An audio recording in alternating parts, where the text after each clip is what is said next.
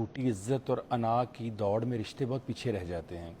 हम जब रिश्तों को इस तरह से वज़न करना शुरू कर देते हैं कि किसके पास कितनी गाड़ियां हैं, कितना घर है, कितना उसका स्टेटस है, तो उस वक्त रिश्तों का जो तकद्दस है वो अपने हाथों से ख़राब कर देते हैं। अभी आपने जैसे बात की कि अपना वक्त देकर को अगर आ रहा है या आपने खुद किसी को बुलाया है तो आप उसे इज्जत भी नहीं दे सकते।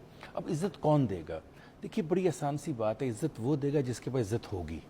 अब जिसके पास इज्जत की खुद कमी है वो किसी को क्या तो देगा? सर ये वो वाली इज्जत उनको तो दे रहा है जो साहिब हैसियत है, जिसके पास माल ज्यादा है, उस रिश्तेदार इसलिए कि को वहाँ तो आओ भगत करेंगे। वहाँ फायदा नजर आ रहा है ना, वहाँ एक सोशल कंट्रैक्ट के तौर पे कर रहा है कि मैं इसके लिए कुछ करूंगा तो ये साहिबे माल है, साहिबे नहीं, मगर हैसियत फायदा है। क्या नजर आ रहा है? वो अपनी जायदाद में से हिस्सा दे देगा इन रिश्तेदारों को। फायदा नजर आ रहा है कि कल हम जाएंगे, इनकी बड़ी कोठी है, ये हमारे लिए इतना कुछ करेंगे। ये नहीं सोचता कि असल में जो तुम्हारे काम आना है वो है जो तुमने उस रिश्तेदार के लिए किया जो तुम्हारे लिए कुछ नहीं कर सकता।